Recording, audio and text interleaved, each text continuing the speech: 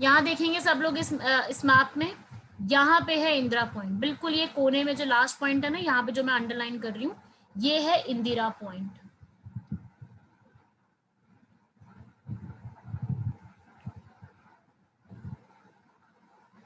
अब इसके बाद और चीजें समझते हैं इंडिया के बारे में, कुछ और फैक्ट्स इंडिया के, इंडिया की लोकेशन के बारे में, और एक एक करके बाकी सारी चीजों के बारे में पढ़ते जाते हैं। ये बार आपको क्लियर हो जाना चाहिए पूरा, ये हम लोगों ने पढ़ा अभी कहाँ कहाँ पे इंडिया के एक्सट्रीम पॉइंट्स सिचुएटेड है। ये वाली स्लाइड सबको क्लियर होनी चाहिए।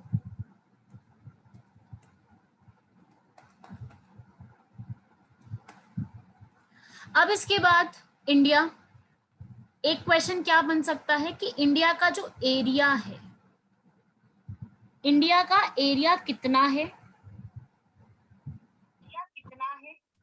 और जितना भी हमारा एरिया है उसका उसके हिसाब से हमारे पास कितना जो है पॉपुलेशन, किसकी ज्यादा किसकी कम, किस एरिया वाइज हम कौन से नंबर पे स्टैंड करते हैं। तो एरिया वाइज देखो, टॉप 6 के नाम आपको याद रखने पड़ेंगे। सबसे नंबर 1 पे रशिया आता है, Canada, USA, China, Brazil, Australia and then India. 7th number पे इंडिया आता है। India lies at 7th position in terms of area. मैं एरिया की बात कर रही हूँ, पॉपुलेशन नहीं, पॉपुलेशन तो हम 2nd नंबर पे हैं, लेकिन area wise India 7th number पे है। सबसे बड़ी रशिया। जल्दी से सब लोग मुझे ये चार्ट बॉक्स में बताते जाएंगे, रशिया कौन सी कॉन्टिनेंट में है। कॉन्टिनेंट पूछा है मैंने। Asia. No, it's not Asia. No, doesn't completely lies in Asia. It lies in Eurasia, not Asia. Eurasia. Yes, both Asia and Europe. That means Eurasia. Okay.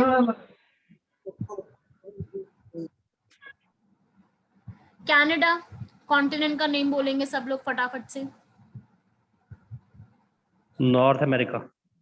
Don't mute, unmute मत करो, वहां लिखो, मेरे को सबके मैसेजेस दिख रहे हैं। It's north America. USA, again north America. China, ये तो पता ही होगा, एशिया। ब्राजील कौन सी कॉन्टिनेंट में है?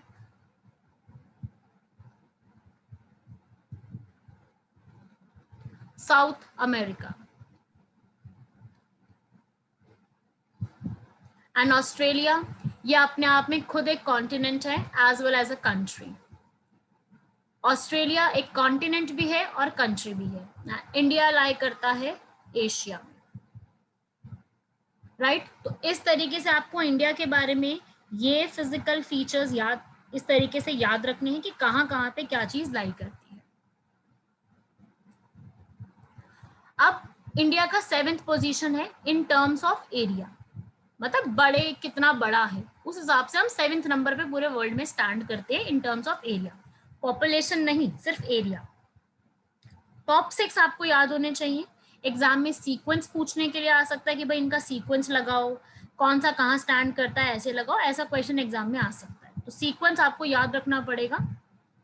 उसके अलावा अब हम धीरे धीरे करते करते इंडिया के और चीजों के बारे में समझते हैं।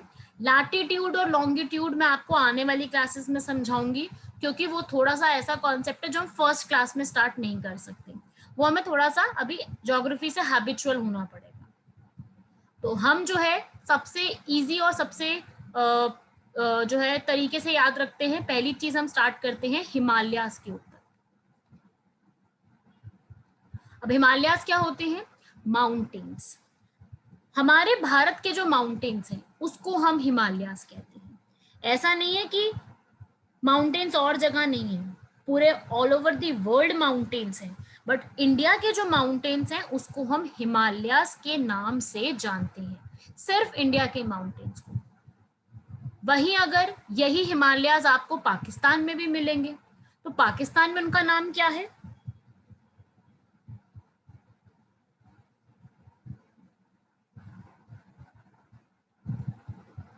Nobody knows. Okay. तो पाकिस्तान में जो हिमालयस है उनका नाम है हिंदू कुश माउंटेन्स।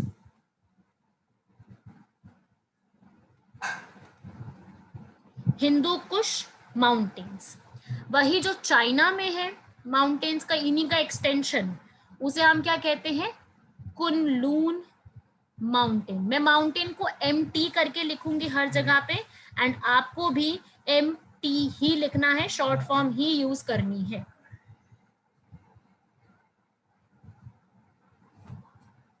और जो ये हिंदू कुश है और ये जो कुनलून है, जिस जगह पे हिंदू कुश और कुनलून मिलते हैं उस जगह का नाम बहुत इंपॉर्टेंट है, एग्जाम में कई बार पूछा जा चुका है कि Kunlun mountains and Hindu Kush mountain कहाँ पर आपको मिलेंगे, मतलब उनकी गांठ कहाँ पे बनती है। यस, वेरी गुड, काफी लोगों ने इसका आंसर दे दिया। उसे हम कहते हैं पामिर नॉट। मैं यहां लिख रही हूं बीच में स्पेलिंग, पामिर नॉट, KNOT, के साइलेंट है, नॉट का मतलब होता है गांठ बंधना, ठीक है। तो कुनलून, हिंदू कुश, और भी चाइना के माउंटेन्स हैं, कियानशिन, वो थोड़ा हमें इतना डिटेल में नहीं पढ़ना। तो ये माउंटेन्स जो है वो पामिर माउंटेन्स हैं, पामिर नॉट हैं, जो कि सारे माउंटेन्स उस जगह पे बेसिकली आके मिलते हैं। मैं आपको वर्ल्ड का भी मैप दिखाऊंगी, आपको उससे भी क्लियर हो जाएगा कहाँ पे ये माउंटेन्स हैं। ठीक है भाई, तो ये माउंटेन्स आपको देखने को मिलेंगे। मैं आपको पूरा एक बार वर्ल्ड का मैप भी दिखा देती हूँ, आपको और ज्यादा क्लियर हो जाएगा कि कहाँ पर जो है ये किस तरीके से वर्ल्ड है।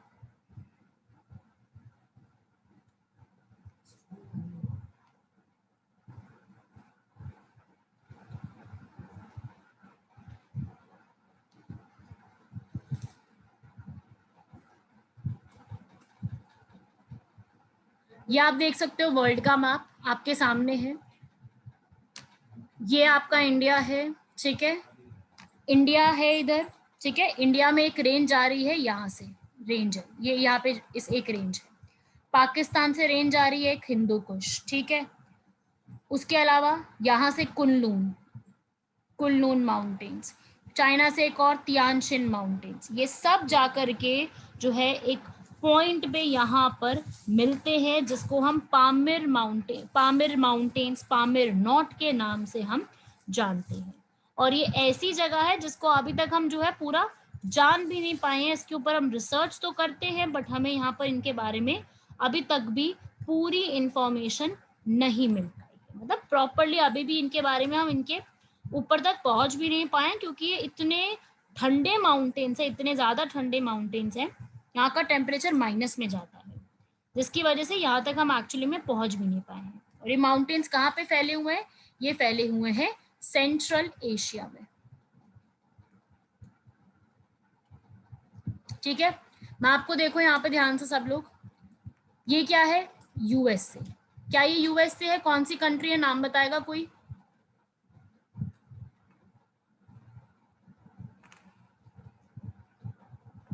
दिस इज अलास्का, ये कनाडा, US, मेक्सिको, ये पूरा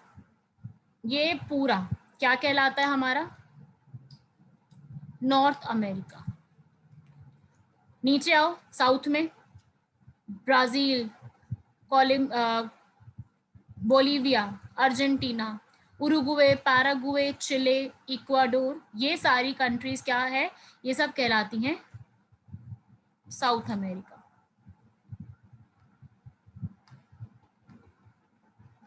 और जो आप मिडिल पोर्शन देख रहे हो, ये वाला पोर्शन, ये जो मिडिल पोर्शन है, this is central America.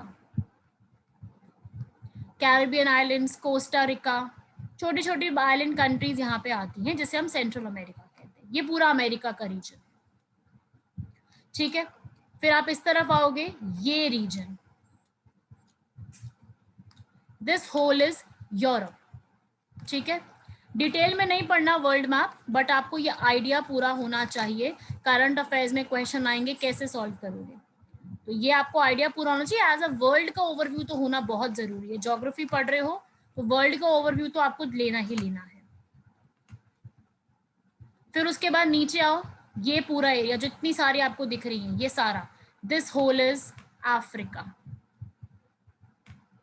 This whole is Asia, right, जिसमें इंडिया, चाइना, मंगोलिया, कजाकिस्तान सारे आते हैं। डिटेल में बताऊंगी मैं पूरा। फिर लास्ट में ऑस्ट्रेलिया एंड नीचे एंटार्क्टिका। एंटार्क्टिका बिल्कुल नहीं पढ़ना, कुछ मत पढ़ना इसके बारे में, सिर्फ इन्हीं को समझना है। तो इस तरीके से हमारे पास टोटल 7 कॉन्टिनेंट्स आती हैं, जिसमें से एंटार्क्टिका को छोड़ दो तो 6 बचती हैं। 6 के बारे में थोड़ा बहुत पढ़ना है, बेसिकली हमें इंडिया कवर करना है। इस तरीके से है हमारा पूरा कॉन्टिनेंट 7। ठीक है भाई, ये है वर्ल्ड पूरा मैप। पूरा वर्ल्ड इस तरीके से आपको दिखता हुआ नजर आएगा। Pamir not situated in which country? देखो नैनी, पामिर नॉट जो है वो प्रॉपरली माउंटेन्स है, ठीक है, ये बहुत बड़े माउंटेन्स है, बहुत फैले हुए माउंटेन्स हैं।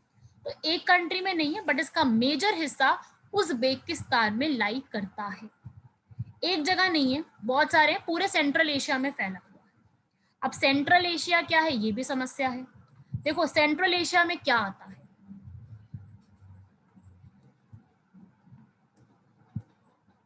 ये है हमारा सेंट्रल एशिया, 5 कंट्रीज,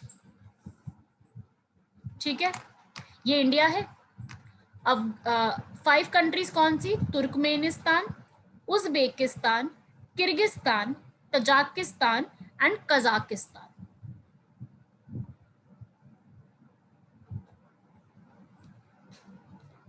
ये 5 कंट्रीज को मिला के हम क्या कहते हैं, ये है सेंट्रल एशिया। एशिया में सेंटर वाला रीजन, उसे हम कहते हैं सेंट्रल एशिया। तो बेसिकली पामिर नॉट उज़्बेकिस्तान में काफी हिस्सा आता है, तो ऐसा कहा जाता है कि पामिर नॉट उज़्बेकिस्तान में है, बट जो है तो काफी सारी कंट्रीज में आता है। Okay, as per your demarcation Russia lies with in 2 continents. Yes, as per my demarcation नहीं है, मैंने नहीं रशिया बनाया। दिस इज, आप मैप में देखो, ये मैप देखो, जो रशिया है ये बाउंड्रीज यूरोपियन के साथ भी टच कर रहा है। तो आप रशिया को एक कॉन्टिनेंट में नहीं कहोगे, वो यूरोप और एशिया दोनों में आता है, जिसको नाम मिला करके यूरेशिया दिया गया, क्योंकि रशिया इतना बड़ा कॉन्टिनेंट कंट्री है। तो आप उसको गौर से देखो तो ये दोनों की दोनों जो है वो कॉन्टिनेंट्स में फॉल करता है। That's why it is known as Eurasia, इसलिए इसका नाम यूरेशिया जो है कहा जाता है कि रशिया यूरेशिया में लाई करता है, क्योंकि कंट्री अपने आप में बहुत बड़ी है। मेजर हिस्सा एशिया में है,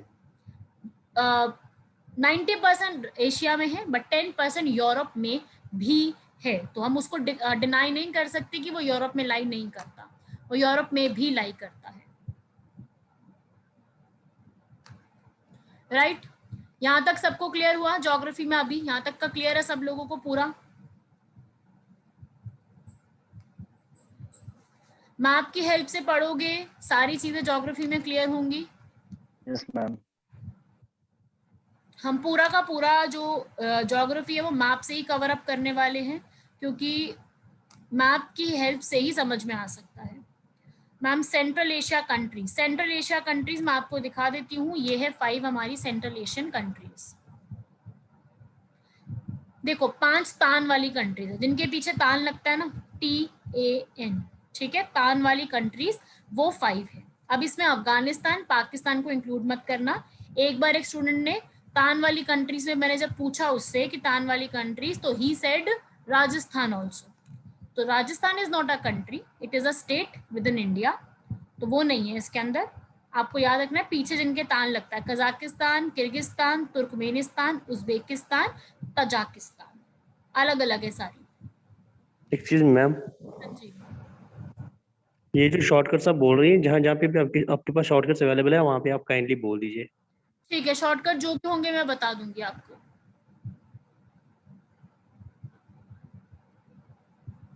एक्सक्यूज मी मैम, मैम जो सेंट्रल एशिया की कंट्रीज है, formally they were part of the Russia.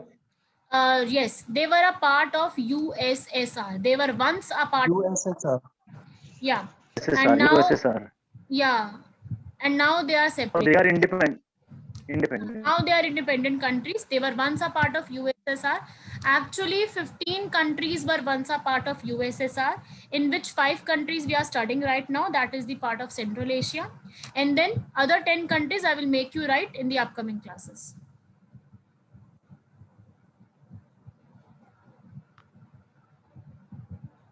Clear everything? Right, ma'am. Ma'am जो Yes, नॉट ma'am. बोला ना आपने, प्राइमर नॉट जो कजाकिस्तान में है शायद, हाँ। वो उनको बोलते हैं शायद कुछ कोई काप बोलते हैं उनको मैम। हाँ। कोई भी नहीं गया है वहाँ पे, कोई काप। हाँ, आई थिंक सो, ये मैंने हाँ, सुना है कहीं पे मैम। हाँ, ये उसकी हाईएस्ट पीक का नाम है, जो सबसे ऊंची उसकी चोटी है ना, ये उसका नाम है। ओके, और कोई डाउट किसी को, और कुछ पूछना है? हम इसको मैप को और स्टडी करेंगे। यहाँ तक हम लोग ने कवर किया।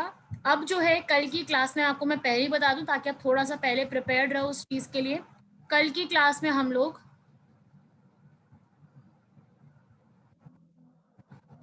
इंडिया के बारे में और स्टडी करेंगे। इंडिया का हम लोग सबसे पहले हिमालयाज और प्लेन्स को उठाएंगे, और हिमालयाज और प्लेन्स के बारे में आगे का पढ़ेंगे पूरा। ठीक है भाई, तो हिमालयाज कहाँ है, कैसे हैं, इसकी हाईएस्ट पीक कौन कौन सी रेंजेस है, बहुत इंपॉर्टेंट है, थोड़ा कॉम्प्लिकेटेड भी है बट समझने की कोशिश करना। एंड वन मोर थिंग, अपने नोट्स बहुत साफ सुथरे बनाना। ज्योग्राफी में मैं बार बार मैप्स बनवाऊंगी, मल्टीपल टाइम्स मैप बनाने पड़ेंगे आपको, तो थोड़ा सा अपना पेन वेन का ध्यान रखना और तरीके से नोट्स बनाना, ताकि खुद दोबारा जब पढ़ने बैठे तो कुछ समझ में भी आ जाए। ठीक है, और साफ साफ क्लियरली लिखना, थोड़ा खुला खुला, क्योंकि मैप्स बनानी है तो हमें थोड़ा सा क्लियर लिखना पड़ेगा चीजों को। ठीक है भाई, सबको यहाँ तक क्लियर है? कुछ डाउट है तो पूछो यहाँ तक।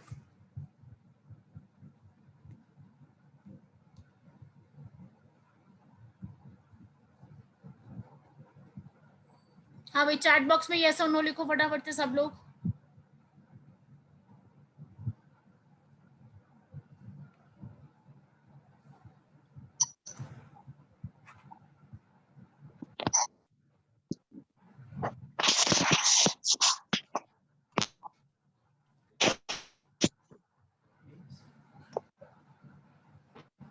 शेड्यूल ऑफ सब्जेक्ट आपको डोंट वरी, आप क्लास में आके बस पढ़ो और अपना रिवाइज करो, आपको बाकी चीजें अपने आप समझ में आ जाएंगी। Ma'am what is nautical miles? देखो, नॉटिकल माइल्स होता है जो हम ओशन में, ओशन की मेजरमेंट यूनिट, जो हम ओशन को मेजर करने के लिए, सी को मेजर करने के लिए यूनिट यूज करते हैं, उसे हम कहते हैं।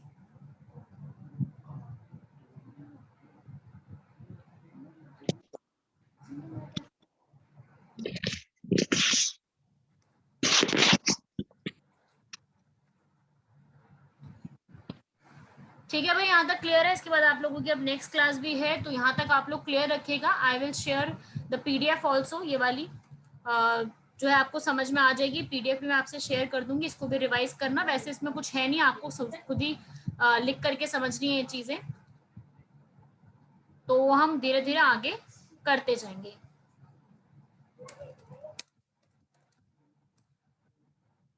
चलिए, बाकी का हम नेक्स्ट क्लास, कल की क्लास में और कवर करते हैं। यहाँ तक कोई डाउट हो तो आप लोग जो है वो पूछ सकते हैं।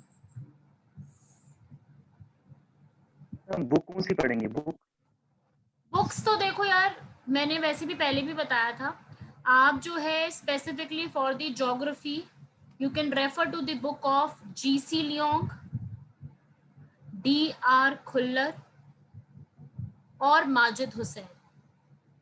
ये 3 बुक्स हैं, इन तीनों बुक्स को आप प्रेफर कर सकते हो। मैं पर्सनली जो है मैंने अपने लेवल पे जीसी लियोंग और DR खुल्लर पढ़ी हुई है। ठीक है, ये वाली बुक्स मेरी पर्सनल फेवरेट है। बाकी आप जो माजिद हुसैन पढ़ना चाहता है वो उसको भी रेफर कर सकता है। ठीक है, plus you have to refer maps, हो सके तो मैप्स अपने पास खरीद लो, खाली जो ब्लैंक मैप आते हैं वो खरीद लो, या फिर अगर नहीं खरीद सकते खाली मैप या कुछ भी है तो एटलस खरीद लो। ठीक है, मेरी खुद की आप लोगों को ये कहेगी कि भाई यहाँ पे ये भी खरीद सकते हो। बाकी टेक्स्ट बुक ऑफ 11 क्लास है तो बहुत अच्छी बात है। ये मैं उनके लिए बता रही हूँ, ये बुक जो स्टैंडर्ड बुक्स है, जो प्रॉपरली स्टैंडर्ड बुक्स है, जो एक एस्पिरेंट फॉलो करता है। बाकी आप स्टार्ट करना चाहते हो जिसका ज्योग्राफी का कोई बैकग्राउंड नहीं है, वो 9th क्लास की एनसीईआरटी से स्टार्ट करे। I personally prefer 9th class NCERT is the best book for geography, best book. ठीक है, ज्योग्राफी का बेस बनाना है, 9th क्लास के एनसीईआरटी बेस्ट है। कवर अप कर लो, बहुत पतली सी बुक है, आराम से कवर हो जाएगी। 11th क्लास के एनसीईआरटी पढ़ लो, then go on for the standard books. एक साथ स्टैंडर्ड बुक उठा लोगे तो कुछ समझ नहीं आएगा, नोट्स नहीं मिलेंगे। किसने बोला नोट्स नहीं मिलेंगे? पहले तो ये बताओ, किसी ने लिखा कि नोट्स नहीं मिलेंगे? एक स्टूडेंट ने पूछा कि एक्स्ट्रा बुक्स कौन सी रेफर कर सकती है, तो इसका मतलब ये नहीं है कि नोट्स नहीं मिलेंगे, नोट्स तो मिलेंगे ही, बट एक्स्ट्रा बुक्स भी आप यहाँ पर रेफर कर सकते हो। एक स्टूडेंट ने पूछा बुक्स कौन सी पढ़नी, क्योंकि उसको पढ़ना होगा बुक्स को, तो मैंने उसको बता दिया, बट दैट डजंट मीन कि मैं नोट्स प्रोवाइड नहीं करूंगी। नोट्स आपको मिलेंगे, वो मेरी टेंशन है, आपको उसकी जिसका टेंशन लेने की कोई नीड नहीं है। आपको नोट्स मिलेंगे, आपको सिर्फ यहाँ पे अपना क्लास में पढ़ना है, बुक्स रेफर करनी है, बिल्कुल रेफर करो। ठीक है, नोट्स मिलेंगे, कोई टेंशन की बात नहीं है, नोट्स आपको सारे मिल जाएंगे। और कोई डाउट किसी को?